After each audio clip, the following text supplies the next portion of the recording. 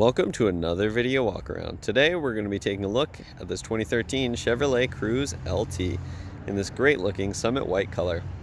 This front wheel drive 4-door 5-passenger sedan comes equipped with a 1.4 liter 4-cylinder engine mounted to a 6-speed manual transmission. Starting up front with some of the notable exterior features, we've got a nice sleek and sporty front end thanks in large part to that great looking grille with the big Chevy badge up front. As you come around to the side of the vehicle, you'll notice the 16-inch steel rims that the vehicle currently rides on with those nice hubcaps. I'm going to go ahead and take a look at the traction there on the tires. Great traction, lots of tread. As we continue down the vehicle, you'll notice the nice sleek side profile. And in back here, you'll notice the Cruze badging as well as, of course, the LT badging. If you're looking for a vehicle that's super affordable and great on gas, you found it in the Chevrolet Cruze, so let's go ahead and hop inside and take a look at some of the notable interior features. Hopping inside this sleek sedan is nice and easy thanks to the remote keyless entry. Simply hit the unlock button on the key fob and you'll be inside. You've also got the trunk release button there, which is handy so you can pop the trunk without having to hop in the vehicle, and you've got that nice fold away key as well. Inside you're good with this nice stylish and comfortable black fabric seating here, and just below the driver's seat you will find the power adjustable seat controls. So let's go ahead and hop inside, fire this vehicle up, and take a look at the notable interior bells and whistles. The features inside this Cruze start over here on the driver's side door panel with the controls for the power windows and mirrors. Underneath you've also got a little bit of extra storage in the door panel. And just to the right you'll find the controls for the headlights, and as you can see this vehicle does come equipped with automatic headlights, which is a great set it and forget it feature. Just to the right you'll find the dimmer switch for the gauge cluster, and as we continue over you'll find the manual adjustment for your tilt and telescoping steering wheel so you can get that in the perfect position. Just behind the wheel you'll find the turn signal stalk, and you've got these arrows here that navigates the digital display up in your gauge cluster there. You can see at the bottom you've got your odometer, and this vehicle currently has 181,480 kilometers on it. And you've also got the direction that you're traveling so you can quickly check that at a glance. If you cycle through with the arrows on the turn signal stalk, you can check your digital speedometer as well as your fuel used, your timer. You've also got a compass here as well as your digital speedometer, range, and current fuel consumption. You can also track 2 different trips independently, so you can track your kilometers, average speed, and your average fuel consumption.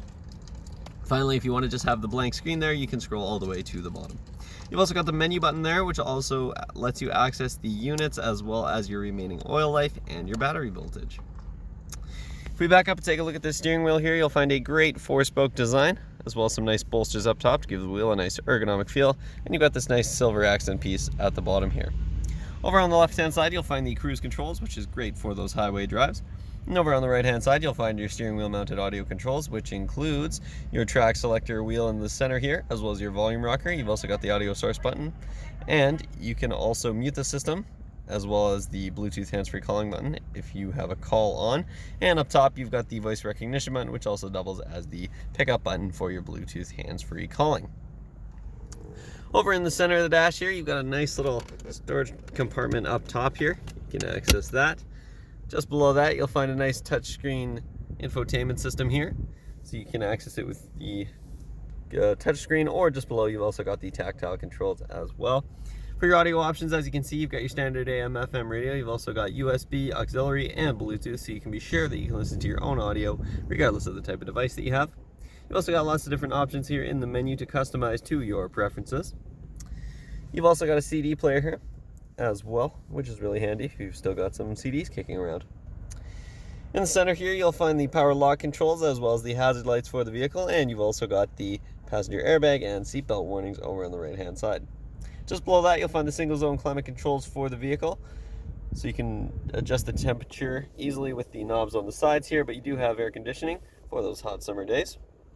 As we continue down here, you got your 6-speed manual transmission, and to put it in reverse, you've got a collar underneath there, so pop that up all the way over, and that's reverse. And when you put the vehicle into reverse, you'll see the backup camera pop right up, which is really handy to have. And you've also got the traction control button just to the right there, so you can easily turn that on and off. As we continue down, you've got a 12-volt outlet as well as a couple of cup holders, and then of course you've got your parking brake. And inside here you'll find your center console that includes your USB and auxiliary input that I mentioned earlier. You've also got a standard glove box with lots of room inside, and over on the passenger side door panel you'll find the same great design that we found on the driver's side, as well as of course the controls for the passenger side window. Taking a look up top, you'll notice an auto dimming rear mirror, so that'll keep your mirror nice and dim even if there are bright lights in it at nighttime without you having to flip it down. You've also got the OnStar and SOS buttons on the bottom of your mirror there. And up top you'll find the interior lighting controls as well as the controls for your sunroof, which is a great feature to have.